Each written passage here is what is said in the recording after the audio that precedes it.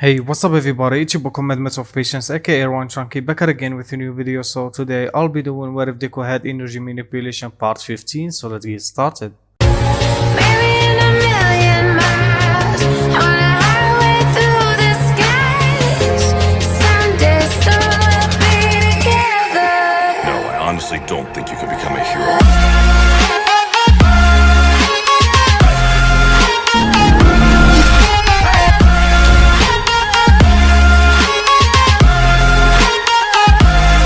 Started.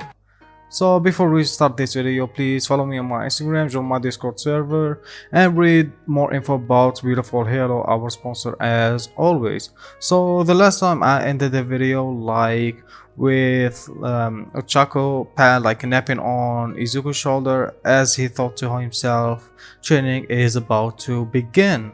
So today's part, before that, my co-worker, the one who writes the scripts with me, got a lot of messages from some of you. You told him he stole my IDs. No, guys, we worked together. He wrote his own stuff, I wrote my own stuff. We kind of collab with each other. I use his script and stuff like that. So please understand. And with that, let's go back to the series. So as the bus headed off the training camp, many were talking or playing cards while some had chosen to nap. Izuku was meditating for a bit and then decided to nap. After some time on the road, the bus came to a stop. As they all got out, they stretched, but long car approached them. Two pro came out along with a child. They were the wild pussycats. Before training began, Aizawa pulled Izuku to side and said, "You need these." Izuku knew it was his support gear, then realized what Aizawa was gonna do. "Can I get a head start?" Only to receive a nod signaling yes. So Izuku found some grass and absorbed the life force. As the pussycats finished explaining what was going to happen, the rest of the 1A was confused, only to see Izuku run and jump off the cliff. Everyone was worried until they heard collapse it. So Izuku was able to minimize his damage and had transferred some to those who got hurt. It was all quiet when a massive earth beast emerged from the woods. "Hey Koda, can you try and reason with these things?" Zero decided to ask for their animal talking friend to try and calm the beast down, to only realize that it was being made entirely of earth. Before it could attack anymore, Izuku siphoned all the energy out of it to turn the beast to sand. The Class 1A quickly found themselves surrounded with everyone preparing to fight. Izuku pulled out his great sword before slicing up every beast with Ochako and to help in finishing the job.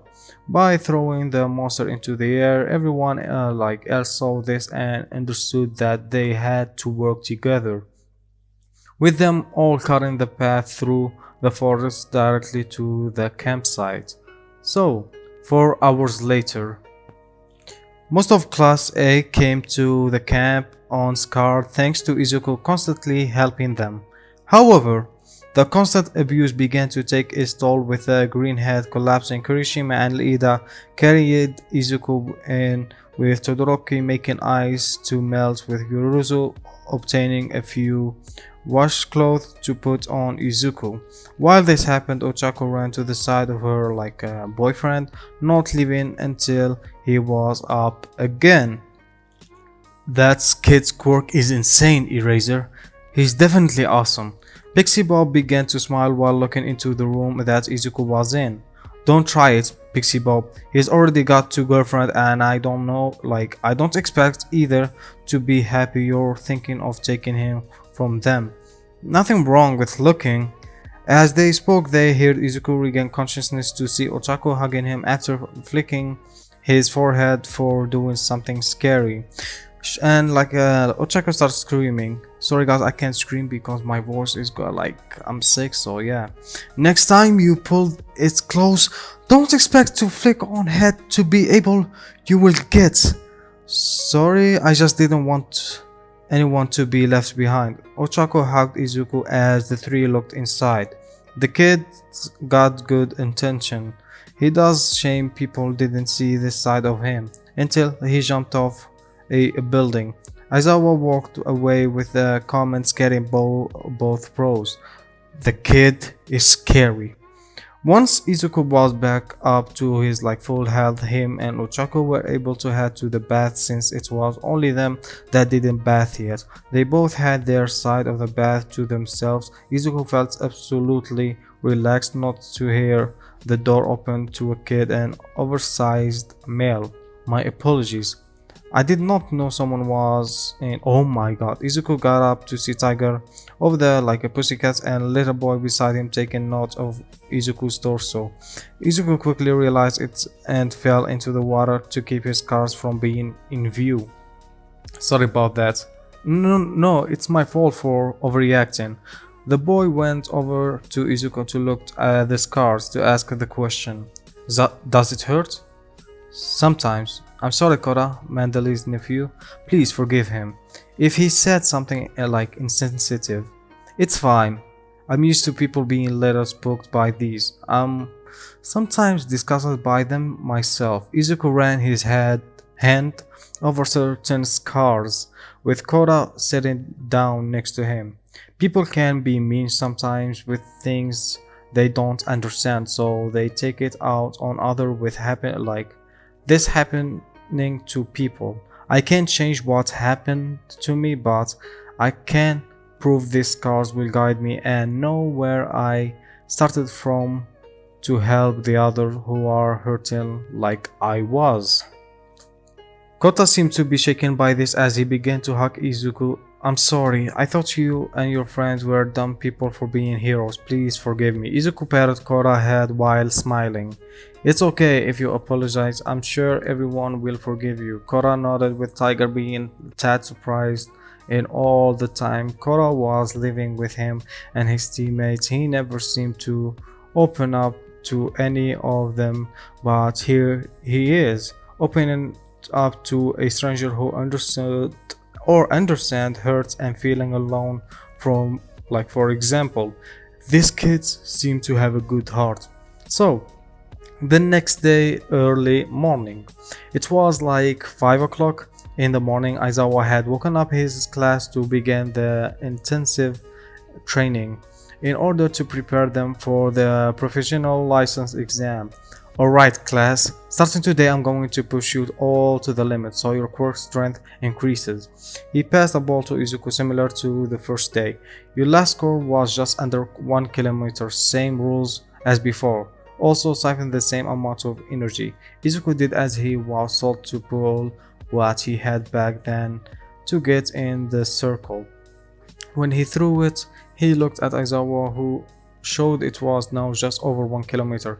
You may have gained knowledge and skill with using your quirk thanks to your interaction with villains, but your base strength with your quirk has just barely improved. Their teachers began to smile like a madman while saying this next a bit.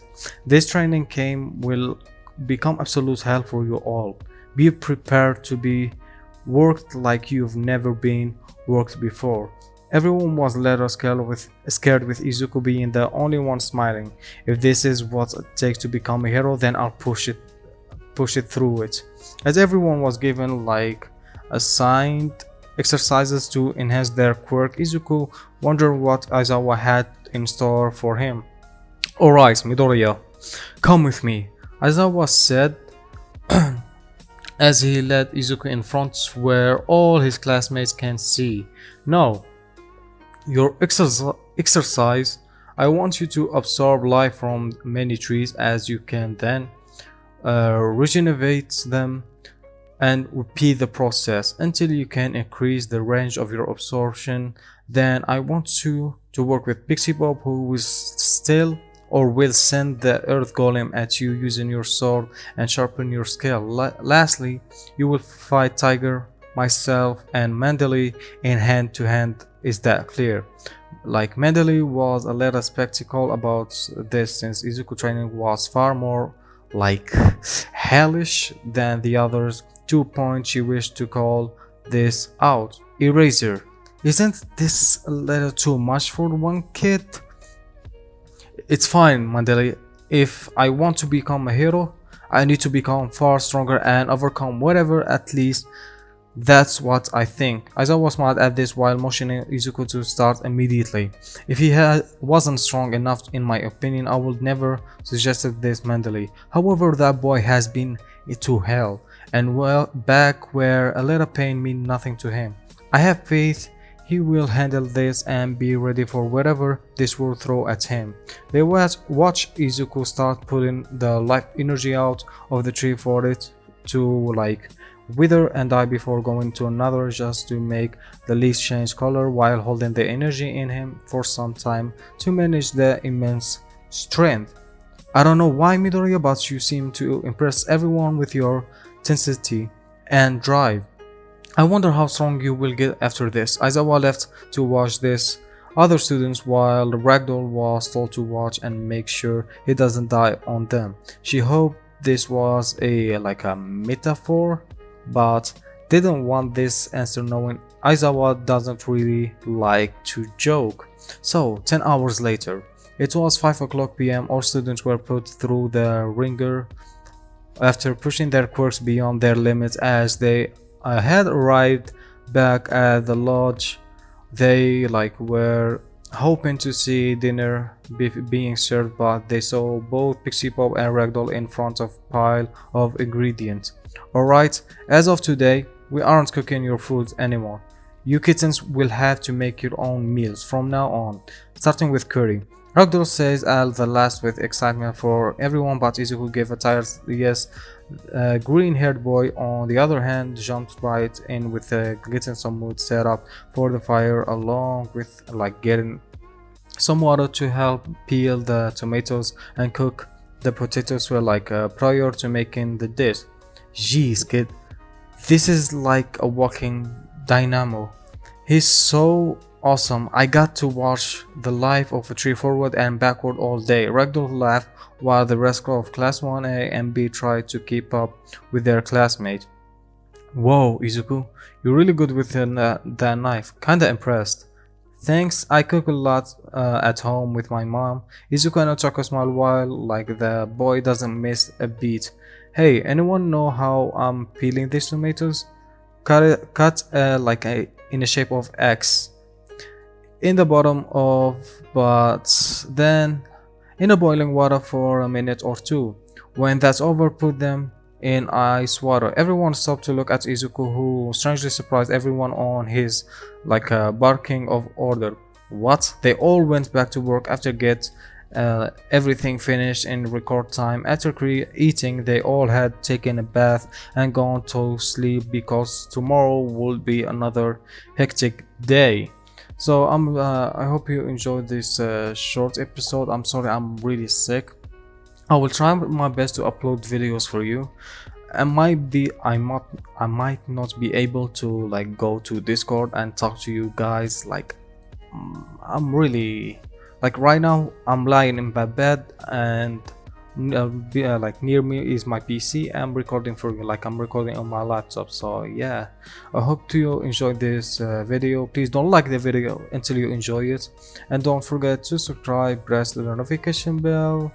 See you in next video. Peace out. Bye bye. Also, don't forget to stay home, stay safe, and wash your hands, okay?